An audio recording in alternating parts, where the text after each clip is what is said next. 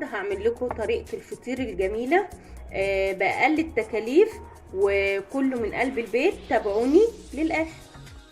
عليكم ورحمه الله وبركاته. معاكم يوميات في البيت.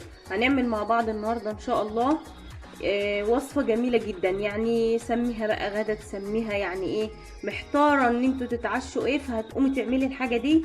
مفيش حاجه من بره خالص، من قلب بيتك. تمام، حاجات كلها سهله وكلها جميله. هنعمل النهارده ان شاء الله فطيره. تعمليها بقى في العشاء، قلنا في الغدا براحتك، يتمشي الاتنين يعني. فطيره بالجلاش. يعني ولا هجيب دقيق ولا عجين ولا خبيز ولا اقعد اشد ولا الكلام ده كله. هنوفر على بعض كل ده. طبعا احنا كنا عاملينه قبل كده مع بعض، اللي هو عجناه ودقيق وكلام من ده وفردناه قصاد بعض. ده هتبقى زيه بالظبط، مش هتتخير عنه خالص. وكل اللي انت هتعمليه بالفطير اللي احنا بنخبزه وبنفرده قصاد بعض، نفس اللي احنا هنعمل بيه الجلاش. تمام. معايا لفه جلاش. عاوزه تحطي ازيد من كده حطي براحتك، بس دي بالنسبه لي انا كده كويسه على قد. عندي قشطه من وش اللبن، زي ما بغليه بقشط وشه وبعينه في الفريزر زي ما انتم شايفين كده. عندي هنا معلقه كبيره بيكنج باودر، ذره ملح، معلقه صغيره سكر. دي سمنه بلدي على سمنه نباتين. عاوزه تعملي بزبده يعني تمشي عادي، مفيش اي مشكله. ومعايا هنا علبه زبادي صغيره. لو انت هتعملي لفتين حطي علبتين زبادي. تمام. انا هروح دلوقتي اسيح السمنه دي على النار. وطبعا الصينيه دهنتها سمنه، ما تدهنهاش زبده، لانك لو دهنتيها زبده هتتحروق. انا هروح دلوقتي اسخن السمنه دي على النار، اللي هي سمنه بلدي على سمنه نباتين. تمام، وهرجع معاكم تاني. خلاص سيحت السمنه. انا هحط الزبادي الاول، حط العلبه كلها. لو عندك لبن رايب يمشي عادي، مفيش اي مشكله، مش ضروري علبه زبادي، يعني لبن رايب من عندي. هحط البيكنج باودر والسكر وذره الملح. هحط بقى ايه 3 معالق قشطه كبار كده. شفت كل حاجه بتنفع في البيت. لما بتلمي وش اللبن ده هتعملي بيه اي حاجه عندك في البيت وفي ثانيه، وهيبقى طعمها على الاقل جميل. جيب بقى السمنه. طبعا انا سخنتها، مش قدحتها، انا سخنتها بس. حطها عليه اهو. قلبهم على بعض. عندك زبده قلنا اعملي، عندك سمنه بلدي اعملي، اللي عندك نباتين وما عندكيش سمنه بلدي انت اصلا حاطه قشطه، فما عادي بتمشي، كله بيمشي. انا هقلبه كويس كله مع بعضه اهو. خلاص كده. هفتح بقى لفه الجلاش وهرجع اوريكم وانا بورقها باللي احنا عملناه مع بعض ده. خلاص حطيت اول رقه اهي. همسك طبعا واورق باللي انا عاملاه معاكم ده كله. طبعا هي اتجمدت لان احنا في الشتاء يعني، فانا هجيب لها دلوقتي حمام بخار ميه كده واحطها عليه عشان اعرف اورق منه. اجيب لها ميه سخنه وهرجع معاكم تاني. انا جبت لها هنا طبق ميه سخن لان الحاجات دي اتجمدت، طبعا سمنه على قشطه على كلام من ده، فاتجمدت مني. فانا عملت لها زي حمام بخار اهو، ثابت خالص اهي، ولسه كمان هتسيب طول ما انا بعمل، علشان خاطر هي هتتجمد لان الجو ايه برد، فهي ايه هتجمد. بس كده. هجيب بقى الطبقه التانيه بالراحه خالص كده اهو كده.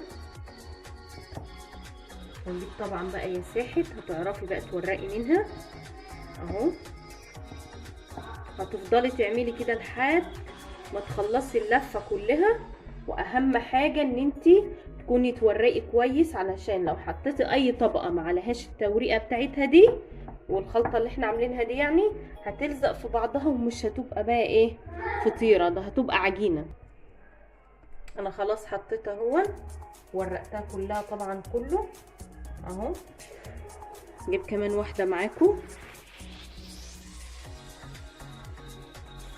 عاوزه بقى تبقي تحشيها مكسرات، تحشيها لحمه مفرومه، يعني اي حاجه انت عاوزاها، مهلبيه.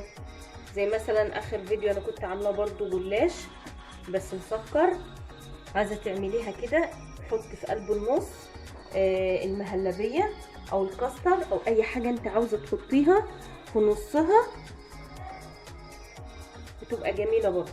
بس احنا عاوزينها ساده يعني، انا ولادي بيحبوها ساده بقى، بياكلوها بجبنه اللي هي بمش دي الحادقه، او بعسل ابيض او بعسل اسمر، تبقى جميله جدا. هتكملي كده لحد ما تخلصي كل اللي عندك. فانا هكمل بقى كل اللي عندي كده وهرجع معاكم تاني اوريكم في الاخر خالص انا هعمل فيها ايه. زي ما شفتوا كده، شفتوا ساح خالص اهو، بقى سايح خالص، كان متجمد الميه السخنه خلته ايه، فك خالص اهو. هرجع معاكم تاني ان شاء الله بعد ما اخلص.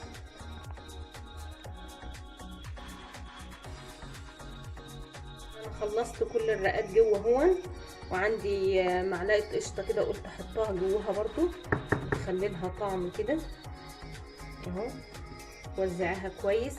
عايزه بقى في المرحله دي تحطي اللحمه المفرومه، عايزه تحطي مكسراتك، عايزه تحطي مهلبيه، اي حشو انت عاوزه تحطيه حطيه. انا دلوقتي هرجع تاني اعمل ايه، الطبقات اللي انا حطيتها في الاول دي الاخيره دي هردها تاني. ولو اتقطعت عندك مفيش اي مشكله، حط اللي هو اتقطع جواها من جوه، وبرده تورقي بالخلطه اللي احنا عملناها مع بعض دي. تمام اهو، يعني كان في متقطع انا ما رميتوش خساره اهو. وبحط طبعا الخلطه اللي احنا عاملينها ايه، السمنه على القشطه على الحاجات اللي احنا عاملينها مع بعض، وبتمسكيها ايه طبقه طبقه كده، ما تستعجليش، خديها بالراحه اهو اهو. ورقي بقى كل الاطراف اللي انتي كنتي مطلعاها بره، دخليها جوه الفطيره اهو. يعني انا كان في عندي اللفه دي طلع اكترها متقطع كده، مفيش اي مشكله اهو. دخلها جوه وورقها كده، تبقى جميله جدا. ما تنسيش ان انت حاطه فيها بيكنج باودر، هيورقها اهو. بالراحه كده عليها كده اهي. انا حطيت ورقه بره، هبقى احطها على وشها في الاخر اهي. هتفضلي تعملي كده لحد ما تلمي كل اللي بره اللي انت عملتيه ده كله جواها. انا هلمه دلوقتي وهرجع معاكم ان شاء الله في الاواخر. خلاص قفلت اللي كان بره، دخلته هو كله، وطبعا بتدهني كويس جدا من الاطراف وكله كده عشان تورق معاكي وتبقى كويسه. دخلته كله اهو. هجيب بقى الورقه اللي انا قلت لكم عينها على جنب لوحدها، وهدخلها بقى هنا اهي. مش مشكله حتى لو مقطوعه، مفيش فيها اي مشكله. طبعا بقى بتساوي الوش بتاعها من الأجناب كده اهو. حاولي ان انت تظبطي وشها كويس قوي عشان يبقى شكلها حلو. واقوم جايه عامله ايه بقى، بدخلها لجوه كده اهو، اضغط عليها لجوه من ارضيتها كده وبالراحه اهو. بدخل كل يعني دي بدخلها تحتها كده بالراحه خالص كده، تبططيها بايدك كده. تمام اهو. سويها كويس قوي حتى لو مقطوعه زي دي كده. انا اللفه دي طلعت معايا كلها كده، مش عارفه ليه اهو. اهي تحتها كده اهو. بتسويها بقى بايدك كده اهو. اضغطي ضغطه بس بسيطه خالص زي الفطيره كده اهو. انا بقى لسه عندي اهو زي ما انتم شايفين كده اهو. عاوزه تحطي قشطه كمان حطي اهو. انا هجيب لها برضو معلقه قشطه احطها لها. شفتوا بقى الميه السخنه لما اتحطت تحت السمنه اللي احنا عاملينها بالزبادي كانت جمدت واتحجرت زي السمنه كده، لان احنا اصلا في الشتاء سيحتها وبقت جميله معايا لاخر حاجه اهو. اهي معلقه القشطه دي بقى هتخليها بقى من وشها جميله جدا. خلاص خلصت كده، هروح ادخلها الفرن على نار متوسطه يعني. افتحي برضو الشعله بتاعتها بتاعت الفرن، خليها متوسطه، ومن تحت برضو النار متوسطه عشان تقب معاكي وتطلع ايه مورقه وجميله. خلاص كده انا هروح احطها في الفرن وهرجع معاكم ان شاء الله لما هي تستوي. شكلها في الفرن جميل ازاي وقبه وجميله اكنه فطير بالظبط اللي احنا بنعمله بالطريقه بتاعتنا البلدي. شفتوا جميله جدا. هسيبها بقى تتحمر وهرجع اوريها لكم بعد ما تتحمر. خلاص طلعتها من الفرن، شفتوا عامله ازاي من بره مقرمشه ومن جوه طبعا مورقه وطريه، بس انا برضو هغطيها عشان عاوزه القرمشه دي تبقى طريه شويه، فانا هغطيها بالغطا وارجع معاكم كمان شويه. خلاص خلصتها وطلعتها من الفرن بعد ما غطيتها شويه. طبعا بدأت تطرى بس انا مش عاوزاها من وشها طريه قوي. طبعا طلعت جبنه بقى من اللي هي بالمش دي اللي هي الحادقه ومعاها فلفل، وده عسل اسمر. هقطع لكم بقى دلوقتي واوريكم الطبقات بتاعتها مورقه وجميله، وزي ما وريتها لكم في قلب الفرن. كانت قبه كده وجميله زي الفطير التاني بالظبط، ما تتخيرش عنه. تمام، هوريكم الطبقات بتاعتها اهو. شفت الارضيه بتاعتها جميله ازاي اهي، جميله جدا زي الوش بالظبط اهو. شفتوا طبقاتها مورقه وجميله ازاي اهي.